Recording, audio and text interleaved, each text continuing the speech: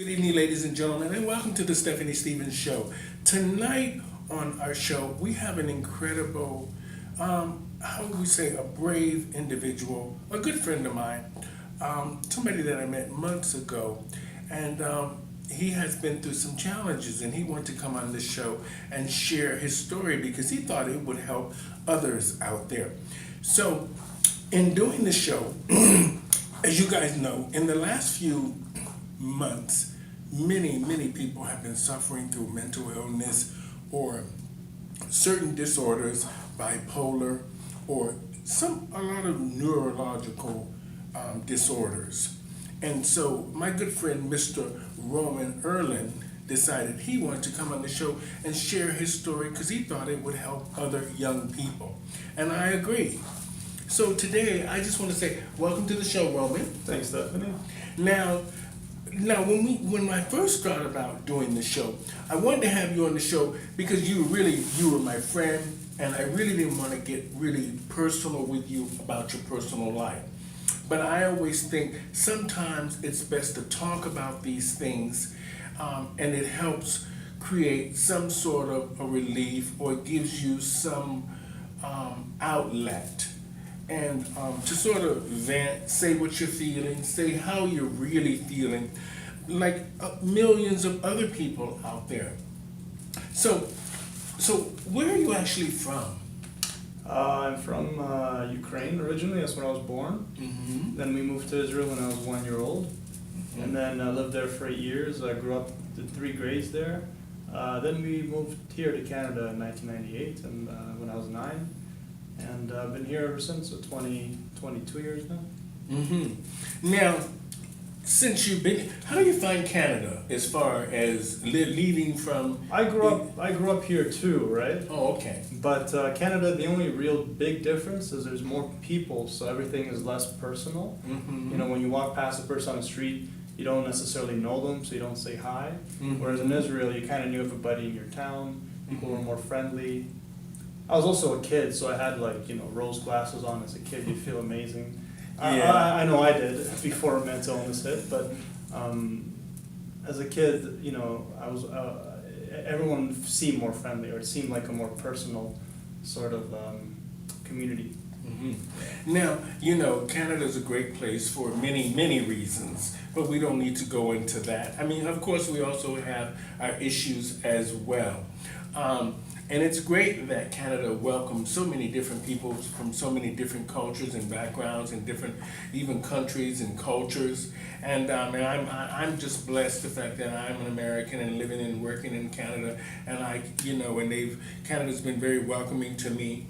But I've learned that there's a lot of traditions here that we don't have in the States, but diversity here has made it possible for me to learn other cultures and to integrate with other minorities or people that are just that I wouldn't integrate with or talk with in my own country. Mm-hmm. Now, do you mind me asking you how old you are? 31. Okay, any education? Education? Mm-hmm. Yeah, I had a few little trial runs with careers. Oh, okay. Ouch. We Yeah. won't get into it then. Okay. We understand that. Down the road, what is it that you want to be? Like, is there something that you're aspiring to be Yeah, now? We'll yeah. get into Yeah. what's going on with you in a minute. But I just want the audience to have a sense of who you are. Yeah. Well, because of everything that I've been through and understood in my own mind and went through emotionally and psychically, I kind of have a good understanding, I think, of my own mind and mental illness. And when you understand yourself, you kind of can't help but apply that to understanding other people. Mhm. So when I met you, I was working for 1 year as an intern at Sound Times, Mhm. and I really enjoyed that. That was one of the only jobs that I held that I actually truly enjoyed. It was very tough, but that's my thing. Is I want to be of some service in some way to people. That's the main thing. Well, that's the good thing about Sign Times was it was an outlet for a lot of us Yeah. there, and it gave us something to do, and it showed that people do care about what's going on with you if you reach out. Now, what I want to know is how do you feel about where you are now in your life? How do you feel about that? I mean, we'll get into your diagnosis in a minute, but how do you feel about where you are now? Do you feel like you've lost 20 years of your life, or dealing with what you've been dealing with, or do No. you feel like you're right on course?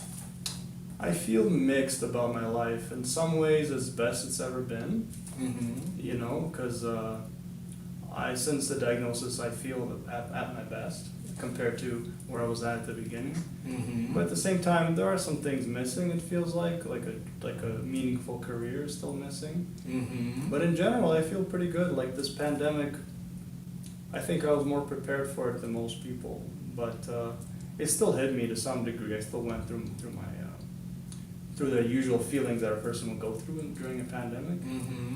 But in general, I feel pretty good. I don't feel like I lost. I gained a lot through struggling, and I feel like that kind of perspective where you go through a struggle and you actually feel like you're gaining something. You feel, or in another sense, losing something that's not you and gaining something that's more and true to who you are.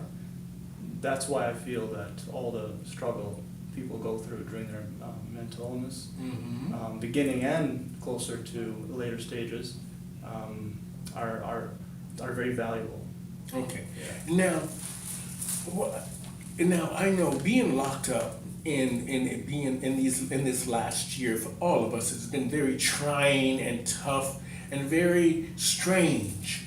So, and for me to be staying in the house 24/7 as an entertainer was very difficult. Yeah. And you as a musician, and the fact that there were so many programs that was offered to us, and I was working all the time on the road or trying to put my life back together with the entertainment business and you know, just get back on track with working and putting my life back where I wanted it to be. Now, you have, like you said, is you were being in the house and all this stuff. For sometimes people that are suffering with disorders, this is probably the best place for them to be.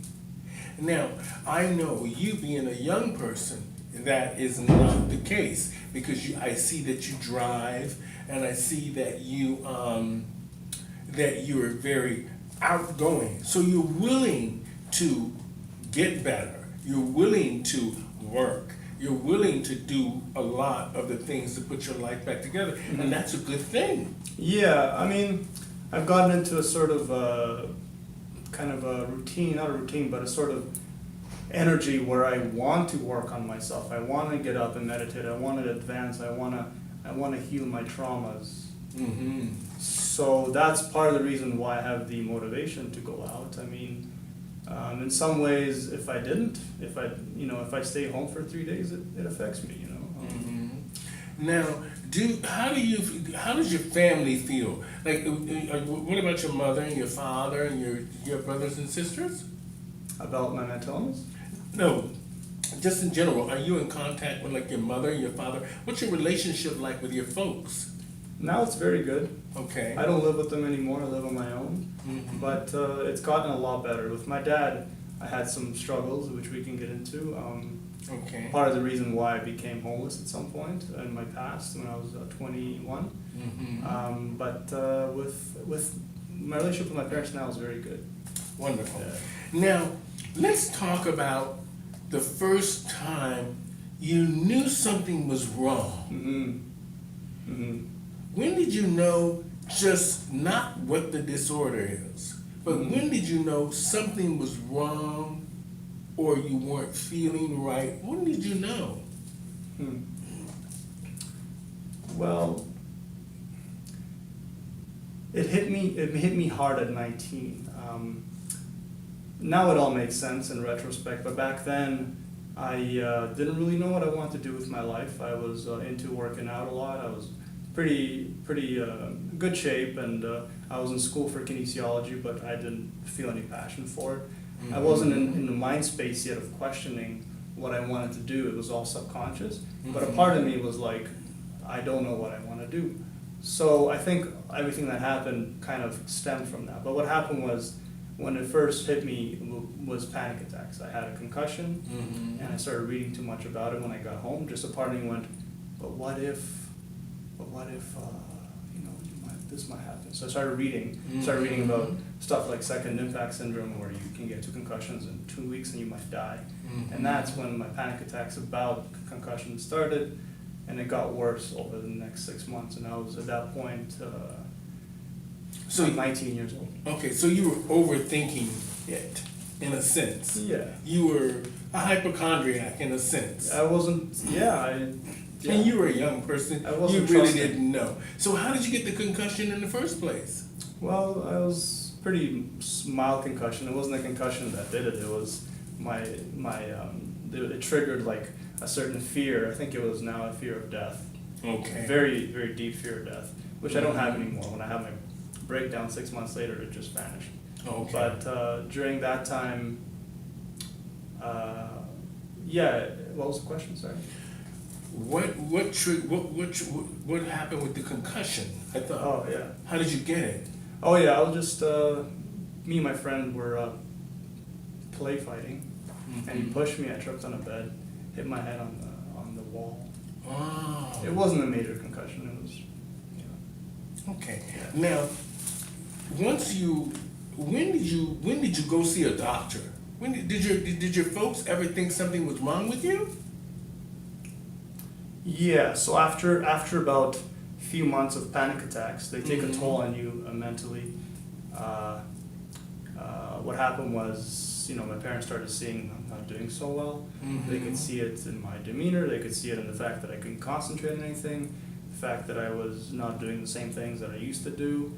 So they brought me to mental health in New York region, and that's where I met my therapist. But back then, that's all we did, at that point. Just started therapy. So your mother and father, because sometimes your mother is very connected to their children. The mother is more connected usually than the father. So she generally would say, first of all, the father would say, well, he'll get over it. It'll pass. It'll go away.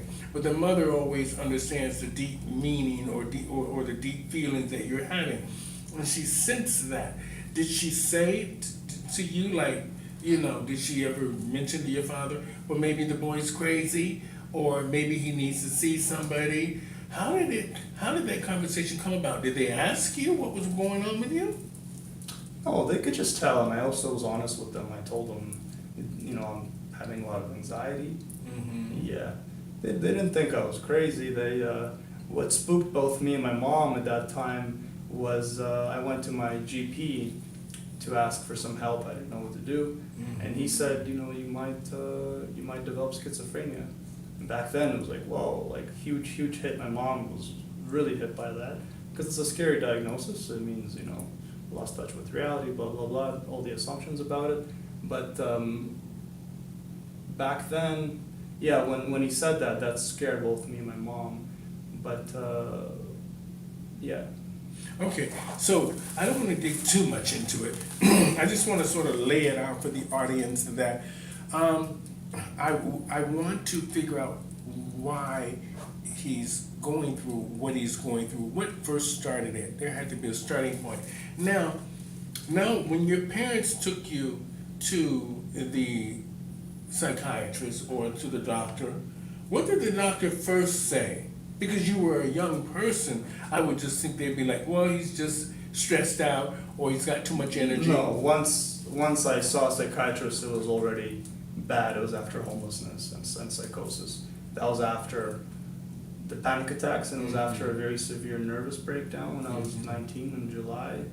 And after that, psychosis started 2 years after this severe nervous breakdown. Just to put in perspective, like this nervous breakdown was so severe that it was worse than the psychosis that was to come. Two years later, it completely debilitated me. I couldn't get out of bed. I would faint because my nervous system was such bad shape. If I lifted my head off the pillow, it would just be like, and agitation was through the roof. If I had to handle 10 seconds of that, it would be harder than my life now, months time. So Well, now, once they figured out what was happening with you, was there a difference in the way your parents treated you once the doctor told them that you were going through something? Did they treat you any different? My parents were always loving. They always accepted me. Okay. I never had problems with them treating me differently. Well, that's a good thing. They told my parents he'll never be the same when I was in the hospital after the homelessness and finally getting on medication and stuff. Mm-hmm. But they said that, but my mom was obviously very worried for me. But over the past, how many years has it been? Over the past 10 years that I've been out of hospital and Mhm. recovering slowly and getting better and even surpassing pre-illness. That's amazing. Yeah. Now, I want to just ask you this. What did the doctors diagnose you as having? What was the actual diagnosis? It was schizophrenia. Okay. And is there a cure for schizophrenia? Is there a cure, or do you have to stay on medication for your whole life? Or, like, how does it work? The general accepted treatment is medication for a while, at least 5 years, but Mhm. usually your whole life, yeah. They also recommend being active, working, whatever, being just like any person would keep up their own mental health Mhm. or feel good is what's recommended for a person with schizophrenia. Okay, now you talked a lot about this homeless thing that seemed to have had a real effect on your mental wellness, or just it sort of made your situation worse. So how did you become homeless? I was struggling at the time. This was after the nervous breakdown in 2011. Mhm. Weed isn't recommended for people with schizophrenia, but that's kind Weed of is not recommended for people with it's a schizophrenia. You heard slippery it from slope. him. It's a slippery slope. I think it can have some benefit if taken properly, or maybe taken with little THC, or even taken full blown weed. I think you can make use of it. But for me at the time, it wasn't that good. I was going through a lot of it heightened my struggle. Okay. So at that point, I got really upset at my dad for something that was past trauma with him, because he was controlling me when I was a kid. Mhm. And I got so angry that I said, screw it, I'm leaving home, I'm gonna become homeless and live in shelters. And so it was because of, So you chose to leave home. yeah. So how did you, were you taking medications at the time? No. Okay, so what happened when you became homeless? Like how did, you must have been going through something traumatizing. Before, yeah. It was, even before I became homeless, I started already having some psychotic symptoms. Mm-hmm. Once I became homeless, they obviously got worse. Mm. Because no diet, no good support, the usual things with homelessness. Mhm. You've been homeless too, Mm-hmm. so you kind of remember some of those things. I understand. It's a really shitty kind of environment for a person struggling with mental illness to be Mhm. homeless, because that just makes everything worse. You don't have a safe place to process emotions. You don't have Mhm. a structured routine. You're vulnerable. So while I was homeless, though, it was a trip. It was like a psychotic, very interesting trip. There are some really interesting parts and fun parts. A lot of very difficult Mhm. psychotic experiences. Just to go into brief detail, it was started with telepathy with people. I would communicate with people in my head, Mhm. which I met in person, but communicated with them after I met them. And some of those interactions were really, really vivid, more vivid than this. It's like Mhm. you feel them and they're answering you, and it's just amazing. So when you were in the shelter, because when you were at home, you say you had a few episodes. Did you ever have any real episodes at the shelter? Or you were too busy trying to figure out this anomaly of concerning everything? Like from being in a safe space to not knowing if the person next to you is gonna kill you, rob you, or whatever. I was too lost in my own trip to really worry about things, but obviously still affected me. And the whole homelessness, 6 months of it, I was in an episode, you could say. A pretty bad one, yeah. So how do you feel about you've been taking medication now for how long? 9 years. Okay, and how does this medication make you feel? Does it is it helping? My personal view about medication is over medication is bad. No medication can also be bad. The right dose can help you to bring you down a little bit, where you could still have some symptoms and your regular feelings, your regular emotions, and you could actually work just like anyone else works with their mind, to slowly recover and get better. But for a while I was over medicated, really over medicated, and that's actually really bad. It feels really bad to be over medicated. Well, for me, I find that, the challenges, I mean, there's so many challenges being a young person, mainly when you become homeless and you've chosen that. I'm sure your mother reached out once or twice and said, come home, or what's happening with you, and all of this stuff. Yeah. And, but when you think about the mere fact that you're a young person and you should be doing things that young people should be doing instead of going to doctors and being homeless and stuff, you should maybe have a girlfriend or playing sports or hanging out with your friends. This is stuff that you probably missed in the 6 months that you were homeless. Did the homelessness wake you up into reality? I don't feel like I missed anything, because when you're 20, which is when I was homeless, you a lot of pressure on kids, 20-year-old kids, to find a job, keep a job, go to school, and that's nice. I don't feel like I was missing. I had a very good teenage life, a very good few years, and didn't feel like I was missing anything, to be honest. One thing I will share was when I had that breakdown, the nervous breakdown. Before it, I was, like a teenager. You could see it on my face. Afterwards, I took a picture of myself while I was really struggling, and part of me is like, whoa, I feel like an adult now. Oh. So it's I'm still not, fully an adult, but it changed me. It really helped me grow a lot, I think, which is not a very popular opinion about mental illness, is it helps you grow. People think it's just a nuisance and something needs to be fixed and medicated and repressed and basically ignored or treated, yeah. But people don't talk about the fact that it is, in my opinion, spiritual growth, emotional maturity, personal development, that kind of thing. Okay. Now, did you ever have a girlfriend? Yeah, I've had maybe a couple after all the psychosis, after getting on medication. Okay. Before that, I also had maybe 3 or 4 when I was a teen. Okay. Now, because the reason I ask you that is because, sometimes women, or even when you're young, girls are looking for, boys that are just either playing football, or strong, have a job, a truck or something like that. They can drive around to the movies and they have money so they can do stuff, eat ice cream, go have ice cream and chat and all these kind of things. Now, did your girlfriends did any of them ever leave you because of this?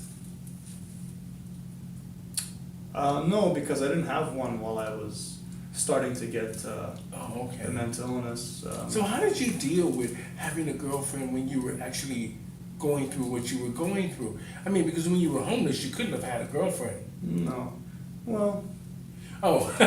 No. I didn't. Sorry. Well, part of my growth was to let go of a lot of the need and desperation to have a partner.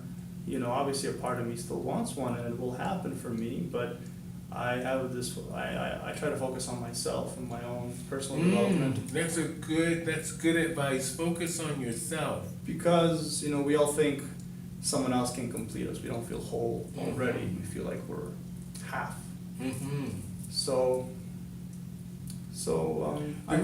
I'm glad that you said that. It made great sense. You have to focus on yourself. And that's true. People don't know that a lot of times you have to love yourself, focus on yourself, and worry about yourself. And, Roman, there's so many questions I could ask you. I just think that the fact that you sort of have taken control of your life. You're living on your own now, right? Mm-hmm. You're taking your medication. Mm-hmm. You're doing well with it.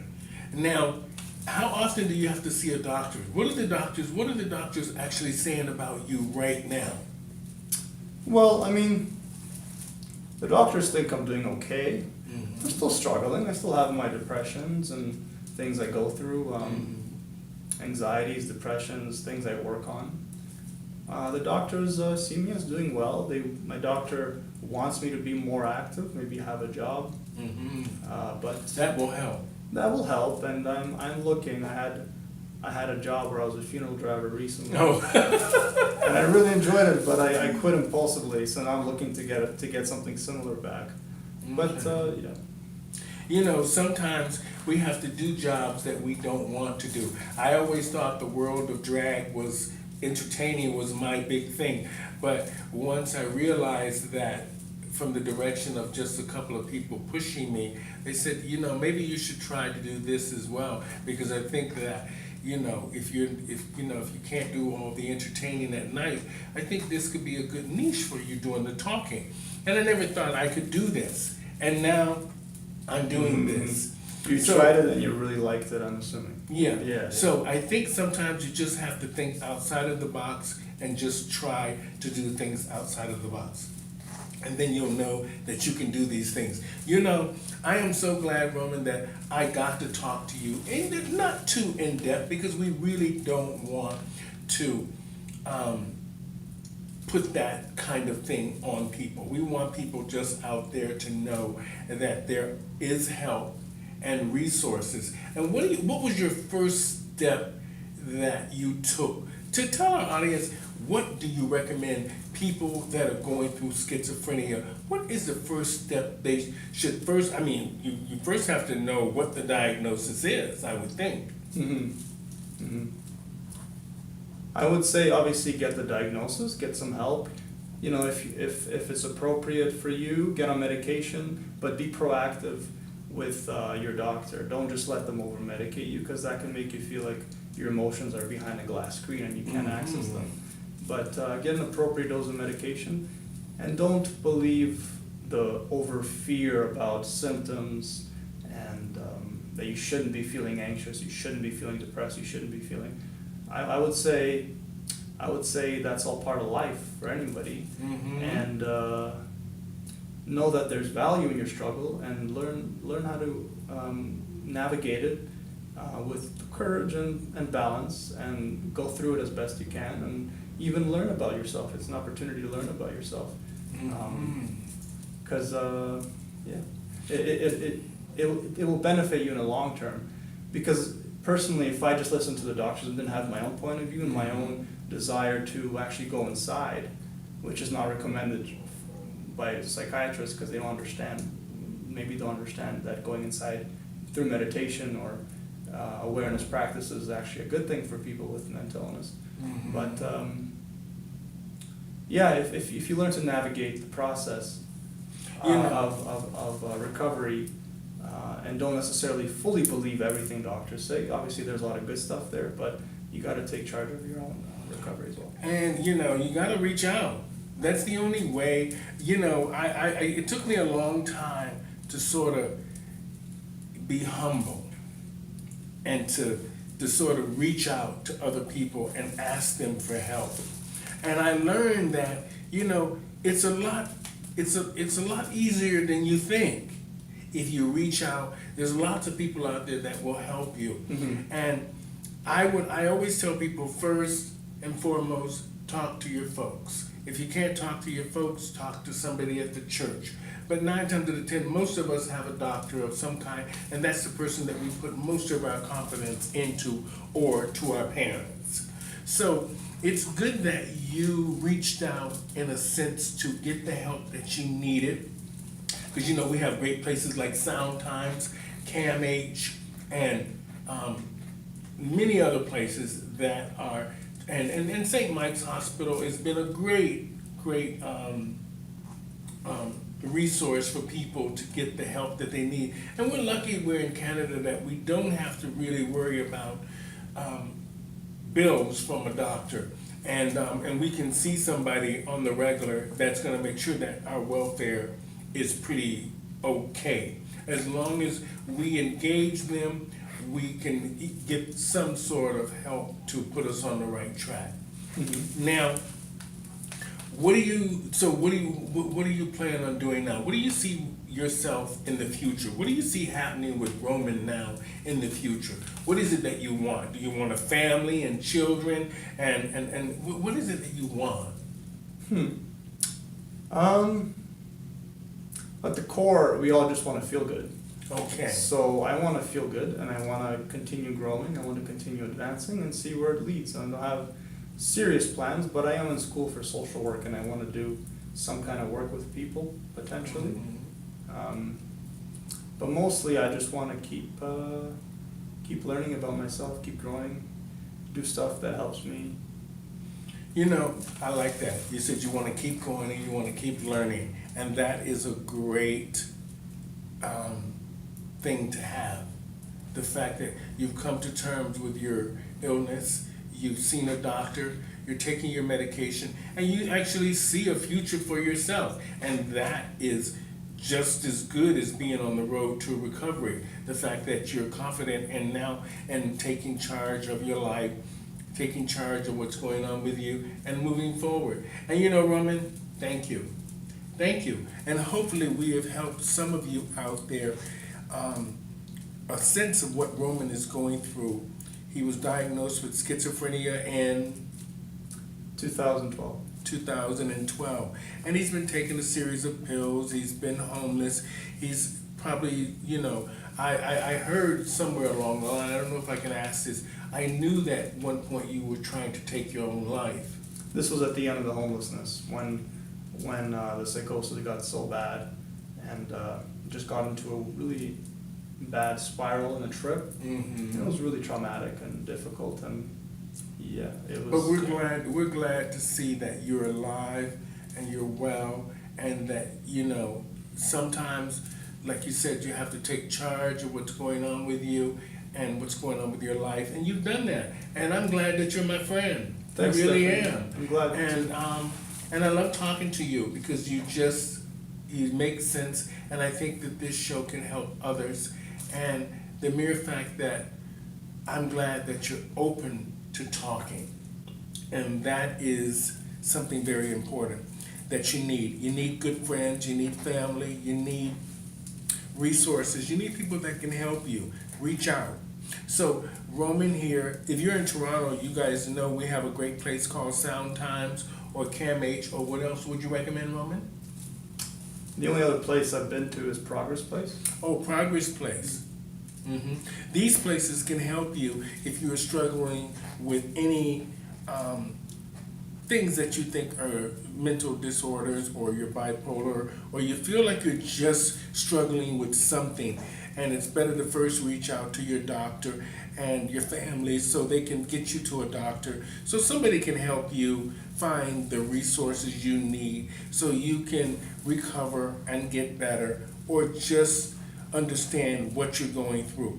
So for my good friends out there, thank you guys so much for joining us here on the Stephanie Stevens Show. Thank you, Roman Herlin. I've learned a lot about schizophrenia in the 30 minutes that we're being on. And I am so glad that you have educated us, and now as I now know a little bit more about my friend, so I'll be a little bit more understanding to being more compassionate and thinking. And a bit more grateful I don't have to deal with that. Oh. Until next time, my friends, thank you for joining me here on the Stephanie Stevens Show. Until we meet again, tomorrow I will be in the West End of Toronto with Miss Katanya Evans and her partner Kelvin, two people that are from two different cultures, Barbados and Iraqi. They're in love and they're going to get married, and we're going to have a nice conversation about them, the mere fact that he was heterosexual and she is transgender. And we're going to get that story tomorrow on the Stephanie Stevens Show. So be sure to tune in. Thank you guys so much for sharing the love. Share the videos, comment. And until next time, my friends, Thank you for joining us here on the Stephanie Stevens Show. Thank you, Roland. Thank you, Stephanie.